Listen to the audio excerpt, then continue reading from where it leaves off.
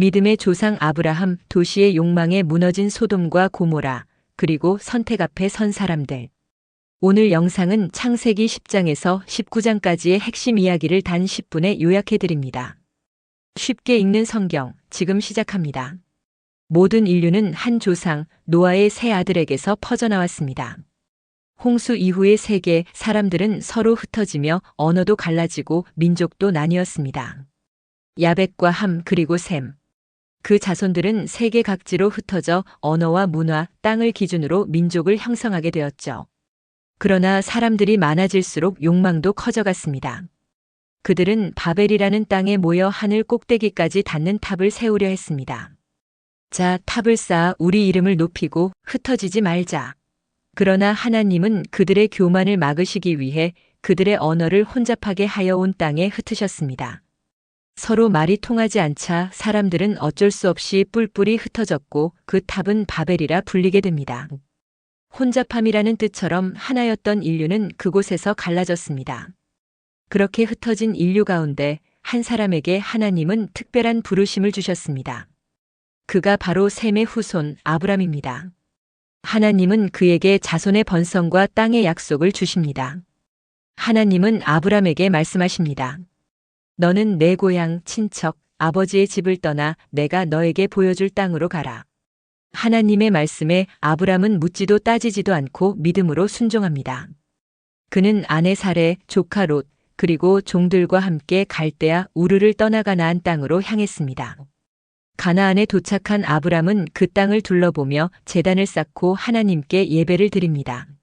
하지만 곧 가뭄이 찾아오고 그는 가족을 이끌고 애굽, 즉 이집트로 피신하게 됩니다. 그곳에서 아브람은 아내를 누이라고 속이게 되는데 사레의 아름다움에 빠진 파라오가 그녀를 궁으로 데려가면서 큰 문제가 생깁니다. 하나님께서는 파라오의 집에 재앙을 내리시고 진실을 알게 된 파라오는 아브람을 불러 이렇게 말합니다. 왜 나를 속였느냐? 내 아내를 데려가라. 결국 아브람은 모든 재산을 가지고 이집트를 떠나 가나안으로 돌아옵니다. 시간이 흐르자 아브람과 롯은 각자의 가축과 사람들로 인해 함께 지낼 수 없게 됩니다. 아브람은 이렇게 제안합니다. 우리는 친척이다. 다투지 말고 땅을 나누어 살자. 내가 왼쪽으로 가면 나는 오른쪽으로, 내가 오른쪽으로 가면 나는 왼쪽으로 가겠다. 롯은 눈을 들어 요단 평야를 바라봅니다. 그곳은 물이 풍부하고 기름진 땅이었습니다.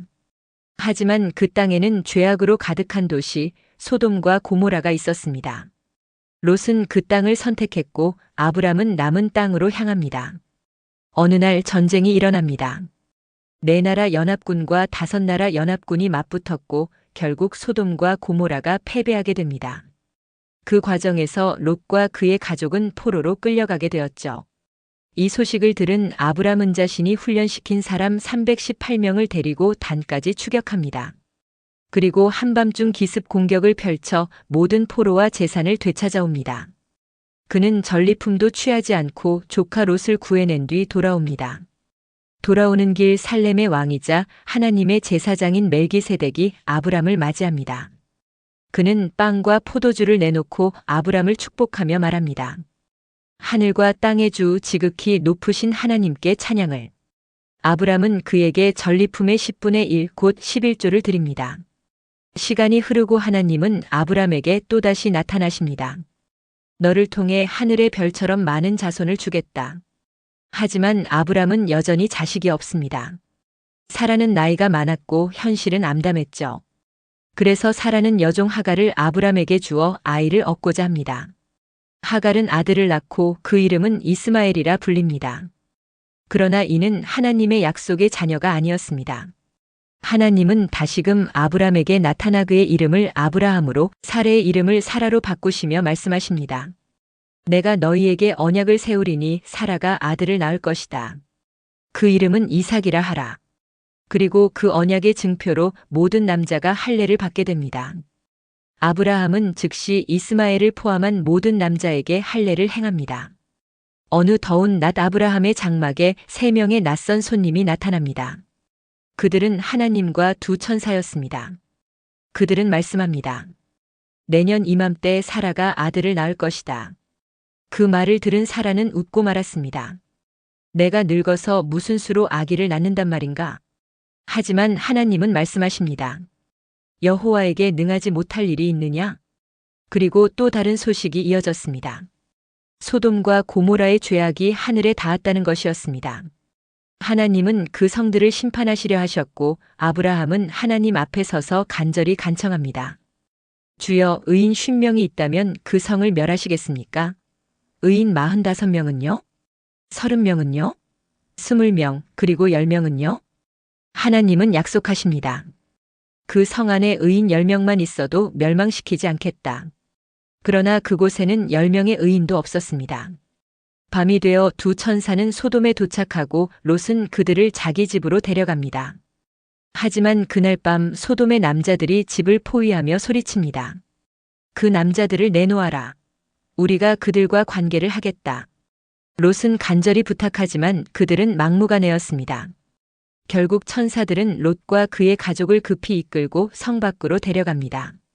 절대 뒤를 돌아보지 말라. 하지만 롯의 아내는 뒤를 돌아보고 그만 소금 기둥이 되고 맙니다.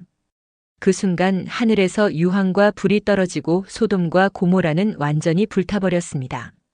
롯은 두 딸과 함께 산속 동굴로 피신합니다.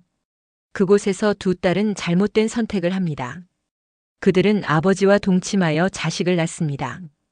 그 자손이 바로 모압과 암몬 족속이 됩니다. 믿음의 길을 걸은 아브라함과 자신의 눈에 좋아 보이는 땅을 선택한 롯. 두 인물의 선택은 그들뿐 아니라 후손의 운명까지 갈랐습니다. 이처럼 창세기의 이야기는 믿음의 순종과 인간의 타락, 하나님의 언약과 정의가 복잡하게 얽혀 있습니다. 아브라함은 모든 순간에 하나님의 음성에 귀 기울였고 때로는 부족했지만 믿음으로 반응했습니다. 우리의 삶에도 선택의 순간은 찾아옵니다. 눈에 보이는 소돔을 택할지 믿음의 여정을 따를지 우리는 어디에 서 있을까? 하나님의 약속을 신뢰하고 걷는 믿음의 여정을 우리도 선택할 수 있습니다. 성경은 단지 과거의 기록이 아닙니다. 바로 지금을 살아가는 우리에게 주시는 하나님의 메시지입니다. 쉽게 읽는 성경, 다음 영상에서는 드디어 이삭의 출생과 하나님이 준비하신 놀라운 시험이 이어집니다. 구독과 좋아요, 알림 설정까지 잊지 마세요. 감사합니다.